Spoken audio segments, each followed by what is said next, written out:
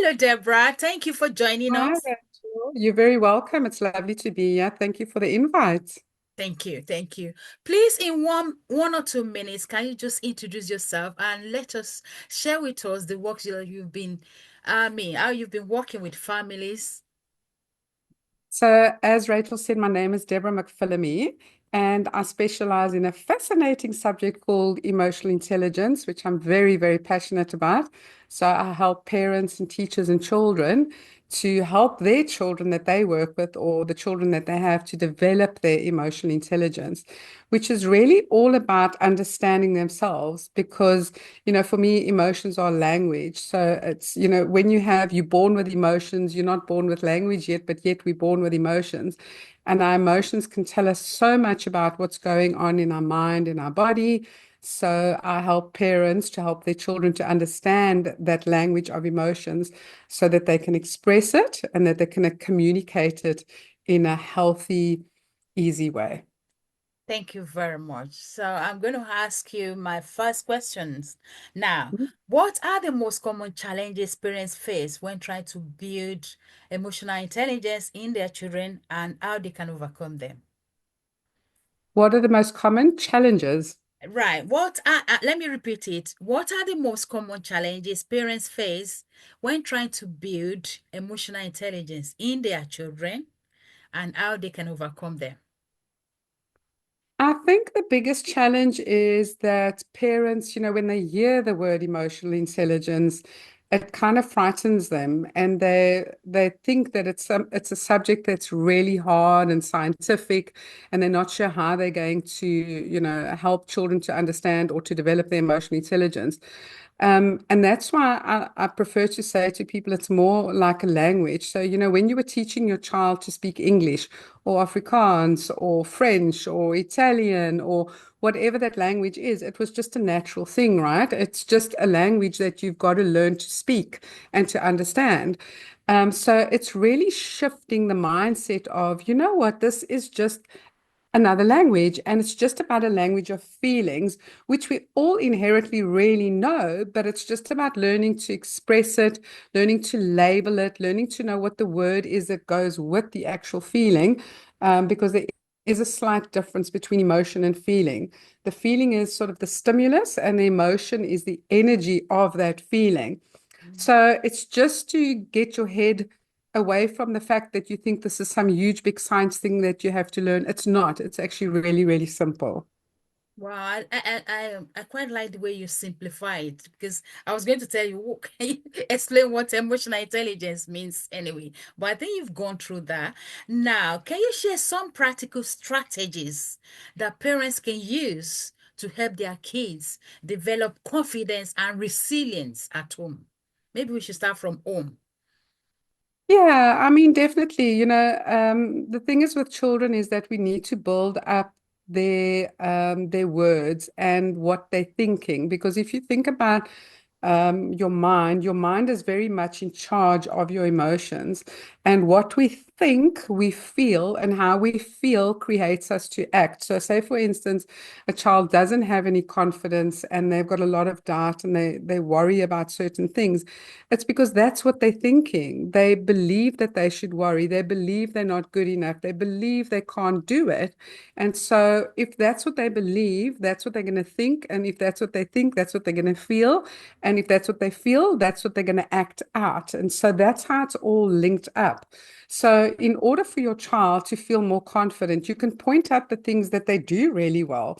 So, pick something that, they get dressed well, or they can open the tap, or they can take their dishes to the sink or pack it in the dishwasher. So start with like little things and then work it up. Because if you think about it, when you're raising a child from babyhood, they're learning to crawl, then they're learning to walk, then they're learning to run, then they're learning. So it's like a step-by-step system. So it's the same way with any kind of emotion, whether it's confidence or self-esteem or self-worth or self-value. Start with things small and show them that they can do it and remind them. And so every single time they do something well, make sure that comment on it. Comment on everything that they do well, and slowly but surely give them more responsibilities, give them chores to do at home, get them to help you, because chores and giving them actions at home builds up their self-esteem and it builds up their self-confidence. So that's just one way you can do it. Okay, thank you. Okay, many a times children, they're okay indoors, but going out. Is there any way we can prepare their mind to be confident when they are going out? Similar to what Definitely. you have said at home, but what can we equip them with when they are out there?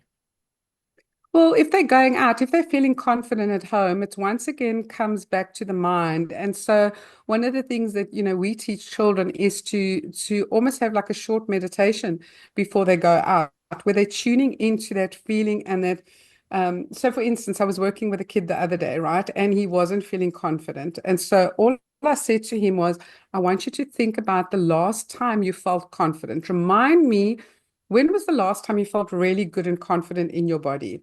And so he had a memory, and I said to him, now sit with that memory for a while. Just close your eyes and just keep thinking about that memory. How did you feel confident? How did you feel in your body? What was going on? And then almost like hold on to that memory and that feeling. Open your eyes, and now we're going to go and do, because we were about to do something else. And you know what? It was remarkable how quickly he was able to shift that, because if you do this before you leave the house, for instance, before you go to school, and you do this on a regular basis, because you're reminding yourself that you are confident and that you've got this and that you can do it. Because if you feel it, you're Hmm. going to act it out. So that's the way that children can, can almost like tune into that feeling and that thought of feeling confident before they leave the house.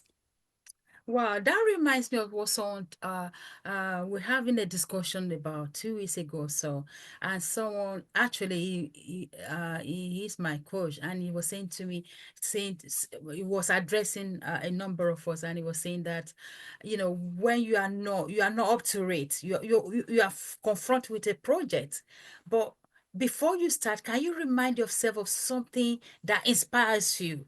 Can you remind Hmm, yourself of a song? Maybe a song that will just turn you on when you hear it. And that's that right. that actually clicked to what I mean, I fit in well to what you are saying. So yeah, yeah, yeah. So I can relate yeah, to that. Good. Now, going further to our questions, how do you believe emotional intelligence plays a role in a child's overall success, both personally and academically? Did you say soft skills? No, I said, how do you believe emotional intelligence plays a role in a child's overall success, right? Both personally and academically. The thing is about emotional intelligence is that it affects every single part of your life. So it doesn't matter if you're just a child or not just a child. What I mean is at any age, because every single thing you do in life is based on emotion. Mm. Everything. So the way you walk, the way you speak, the way you talk, what you eat, what you don't eat, how you sleep, if you're not sleeping. So every single aspect of a child and a grown-up's life is affected by emotion. So the more emotionally intelligent a child is, and the better they are able to process the emotions, express the emotions, understand the emotions, the better they're going to do at school. Because if you think about it, a lot of children are very anxious or they're very apprehensive or they don't feel confident at school. And so they go to school and all they do is they think about that feeling. I'm feeling anxious. Oh, I don't feel confident. Oh, I'm doubting myself. Oh, I'm scared or whatever, because your emotions kind of rule you. And specifically as a child, the emotional brain kicks in at the age of 4, and you work or you run or you operate on your emotional brain until you get to the age of 24, 25, when your rational brain kicks in. So that's 20 years where your emotional brain is sort of more in charge than your rational brain, because you don't have a rational brain or your survival brain, because we've got these different parts of the brain that kick in at different times, different ages. So think about it. If you always focusing on emotions and you don't understand why you're feeling those emotions in your body, and you have those thoughts, how can you focus and concentrate at school, never mind at college or university or at work? So emotional intelligence is crucial to do well at school and to help you at home and in every aspect of your life. Thank you for that. I know you've done a lot of works out there. One of them is the best of blueberry forest, isn't it? You created the best of blueberry forest. How can these two support emotional growth in children? If you can maybe tell us what this the best of blueberry. I want you to please whet our appetite so that we can go and look for it. So tell us about it and how can these tools you suggested they support emotional growth in children. So when I started working in the field of emotional intelligence, which was in 2003, there was very little about, how you could resources to help children. And I believe that the younger you teach children emotional intelligence, then they grow up with those skills. So it's a life skill. The skills around emotional intelligence are all life skills. So, if you think about it, when you are raising a child and you're teaching them a language, and if you teach them a second language or third language, the younger you teach them, they're going to remember it because it forms part of their core foundation skills. So when I was looking for resources to teach young children, there weren't any, and I kept creating some, and there weren't really books on it. So I decided to create these characters because children are they learn a lot more when they are playing or when they are fascinated or when they're intrigued. And of course, teddy bears are a wonderful way to teach children because all children feel safe with teddy bears. So I created a series of books about the bears of Blueberry Forest and friends, and they teach children all the fundamental skills of emotional intelligence and the life skills. And we've created big mascots, and we're busy with an online YouTube channel at the moment that is going to go live in a couple of weeks. That's going to help children to understand their emotions. But we just found that kids respond so much better to when it's characters and they're having fun and they're able to laugh and play and interact than if they're just learning from me talking or anybody else talking, a mom or dad talking. So, that's why I came up with the idea of, and I call them our EQ teaching bears. So that's what they basically do. They help children. You call it EQ what? EQ. EQ is an abbreviation for emotional intelligence. So some Okay. people call it EI and then EQ, because if you think about IQ, that's your intellectual quota, and Mm-hmm. EQ is your emotional quota. So, Wow. yeah. Okay, thank you very much. We're rounding up, but before then, as a parent, how can a model emotional intelligence and self-love for my children in every day? How can I express it? How can I show it to my children every day? So, the best way to teach emotional intelligence to your children is to role model it because children learn way more from what they see than what you say. Because if you think about it, I keep saying that if you think about it, but anyway, um, children are like sponges, and specifically when they're born and up until the age of 7, because the mind is wide open. So it's like a sponge that just absorbs information. There's Okay. no filter there. The information just goes in. And so they're watching you all the time. They're absorbing what has been said. They're watching your actions. So the easiest way to teach your children at a young age is for you to become emotionally intelligent. And the minute you become emotionally intelligent and you live that way out, your children will naturally pick it up and that information will be downloaded to them almost like software on a computer. Um, I don't know if you've ever experienced this, Rachel, but you can be sitting, for instance, having a conversation and your child is sitting over there. They're not part of the conversation, but then suddenly they interject and they say something or they comment on what you said.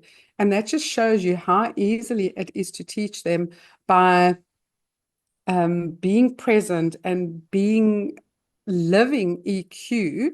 The other way that you can teach them is to make sure that you showing them content that teaches about emotional intelligence, because sometimes as parents what we do is we make mistakes by just putting them in front of any sort of TV program or allowing them to listen to all sorts of things. And that can also upset their emotions, because if there's things that are scary or anxious or horror or thrillers, because children's minds are so open until the age of 7, they don't have that filter to filter out what is going on. And the thing about the mind is that it battles to tell the difference between reality and um, re, and imagination. So when they're watching all these scary things, they're also going to feel those emotions. So being emotionally intelligent is really being aware as well of what is the content and what is the information that your children are receiving, because it can be affecting their emotions as well. Oh, thank you very much. Please, before we round up this episode, please can you share with the audience the free gifts you are offering those who purchase the VIP pass? Your free gift. So certainly. So I do, for a limited time, I have added my emotional intelligence course, foundation course for parents and teachers. I've uploaded it onto YouTube. As I said, it's for a limited time, that it's going to be there for absolutely free. So you can access that. We'll put the link down below, and I'm sure Rachel will send that link as well. But it really is a fun course. I've done it in segments where each video is only 5 or 10 minutes long, and you can learn all about how you can become emotionally intelligent yourself. And then I go on to explain how you can help your children to become emotionally intelligent as well. Interesting. How long will this be take to consume consume this? How long will it take? How long will it take? Well, Yeah. if you look at all the videos, well, it just depends how much time you've got, because some people like to do them in segments and they'll span it over 6 weeks. Other people will just go, you know what, I'm going to do this in a whole week. But I recommend to at least do it over 6 weeks, because the thing with emotional intelligence is that it's a process and it's a new way of being. So you've got to learn the information, integrate it, practice it, and then go back to the next segment. But it's entirely up to each person. But take your time with it. You don't have to rush through it. Okay. So once you've downloaded it, you can keep it. Is that what you're saying? Because you said it's going to be for a short period so that people will be clear, you know, clear It about will be how up for long they will have access to it. No, they will have access to it, because it will be up for a couple of months or so. Okay. All right. But there's no guarantee that it will always be up for free. And then they will be able to access it again on my website. But for now, it's just there for free to access it Okay. for the next couple of months. Okay. Okay. Thank you very much, Deborah. Thank you for joining us. And I believe we'll have you in the future because there's a lot to learn about it. And this is quite inspiring, it's encouraging. And one thing is that I'm getting from this that you as a parent, you must be emotionally balanced yourself. You must have it before you can then model it to the children. But having it will really help one with our parenting journey. So thank you for coming. And I'm afraid everyone, we are going to end this in the episode here. And we hope to see you in the next one. Bye for now. Bye bye. Thank you for Bye. having me. Bye.